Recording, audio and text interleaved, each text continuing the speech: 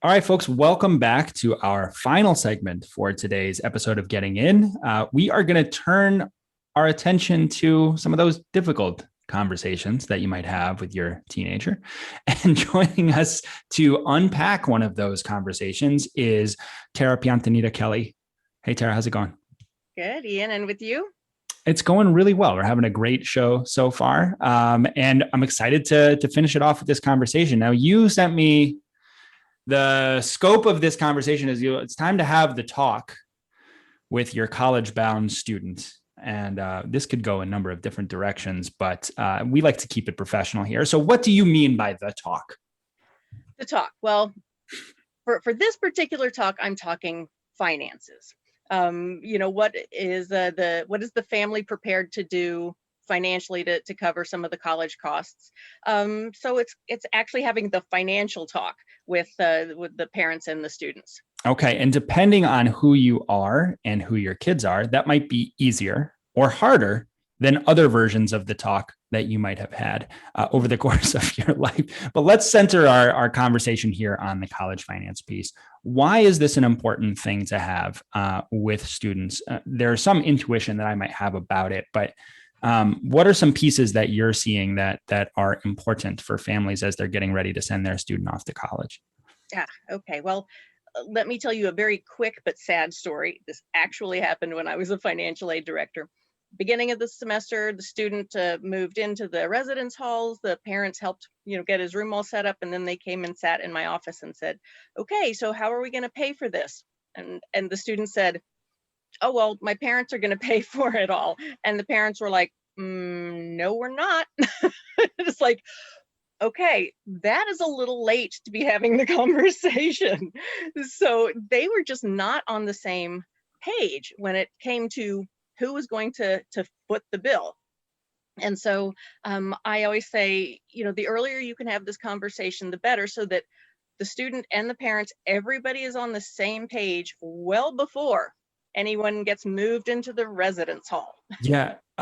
If you're watching the video feed of this, I had a look of astonishment on my face because I thought that story was coming, but I thought it was about like incidental expenses, like food or video games. This is like the whole thing. That is wow. Okay. Right. What a difficult conversation to have had. So let's avoid that moment. In the room, it's like, Yeah, you want to just like it's that Homer Simpson gif where you just want to like recede into the bushes when that happens. That's very difficult. Okay, so that's a that's something to avoid. Let's back up and think about for families that do this the right way, that do have a talk about college finances. What are the things that they can discuss? How do they broach this subject with a student and help that student to kind of feel like an ally in this process, somebody that is in it with them? Exactly. So there's really just two things. So the parents need to outline to the students just what they are willing and able to pay for college costs. So if if the parent says, yes, we can write a check for $80,000 every year for the next 4 years, go have at it, right? And the student's Sure. like, okay, now I know what the parameters are. Whereas if the parents said, we can come up with $30,000 per year every year for the next 4 years. And then it becomes a conversation with the student. Okay, there are plenty of like in-state 4-year institutions that you could go to probably essentially with no money out of the student's pockets and no loans. Or if the student wants to go to, let's say, a private school, then the student knows, okay, I have to bring in this much scholarship money in order to make that particular school work. So having the parents say, this is what we are willing and able to do is step one. And then if there is any kind of financing that needs to happen, the parents and the students should discuss that as well. Yeah. So it could be, are we going to need to finance anything? And if so, who is going to cover that? Is the student going to cover it with the federal student loan? Because those tend to be kind of small for undergraduate students. Right. Is the parent going to cover it? And if so, the parents can say, we think you should only borrow this much, in general for your federal student loans, and we are only comfortable borrowing this much, in our name or to co-sign. And if they're not willing to borrow or they're not willing to co-sign, they need to make that information up front so that so the student knows. Yeah, this really sounds like a series of conversations, right? Like this is ongoing. It's something where you might broach the subject somewhat early and then return back to it. And it also, I'm imagining sort of a pencil and paper at the dining room table kind of conversation where you're starting to write things down and really sketch out this stuff. And just understand a little bit better about what further research needs to be done, how you're going to assess these different kinds of loans and the options. I think that makes a lot of sense. Where do students and parents go to get this information? How do you figure out how much you can afford to spend on college?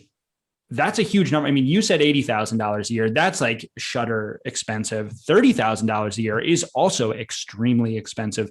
So how should families think about what they can afford and unpacking that cost over the course of that 4 years? So when I'm talking to some parents, I say, well, take a look at your resources, assess your resources. Number one, did you put anything aside for college savings, 529 plan, Yeah. some kind of savings? Have you saved it all for college? And if so, how much? The next thing is, take a look at your current monthly budget. Does your current income, is there any way that you can make some kind of payment arrangements with the school, coming out of your current income? Because that can stretch things. Right. And then, if there's something left over, take a look at what are you willing and able to finance if you do choose to, if that becomes a necessity. So kind of assessing all of the resources. Gotcha. Now, I think that, if we're thinking a little bit about when this should happen, I think it sounds like when we think about the talk, right, it feels like a once, I want you to have this information and then you're good. But it really feels like it has to start earlier. So what is the timing that you would recommend? Where is too early? Is there a too early? Like, how does this conversation occur for students and families? And I like the fact that you point out that this isn't just one talk. This is a conversation that is going to continue, and it can start as early as just elementary school, saying, hey, Dad and I are putting some money aside for your college, just so you know. And but we don't know if we'll be able to cover every bit of it, but if this will help. And then throughout middle school years, kind of reinforcing that, we're saving. What are you, are you, we expect you to come up with some portion of it. So, start thinking about after school jobs. You're going to want to save a portion of that. And then in high school, it becomes, okay, these are our resources. This is what colleges cost. There's plenty of information out there to find out what colleges cost. And this is how much we think we can, this is how much college we think we can afford without borrowing. Now, if we're willing to borrow some, then we can afford a little bit more.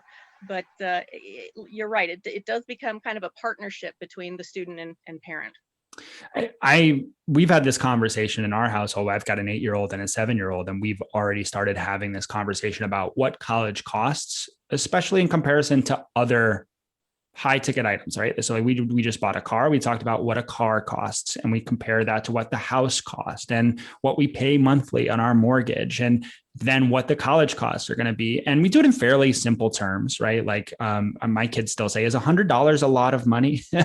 So like we're trying to figure all of this stuff out as we go. But I think introducing them to that concept very, very early on is helpful. And I've found, Tara, that the students that I work with who are more aware of their family's financial circumstances are more empowered to ask questions about scholarships, about sources of aid when they go visit campuses, when they talk to financial aid officers, when they're investigating these different resources. Do you notice that kind of difference in the way that students engage with the process of financing their education? Oh, absolutely. Absolutely. They take some ownership of it. Unlike the story that I mentioned at the beginning. Nobody's taking ownership. Like, no, they're going to cover it. Yeah.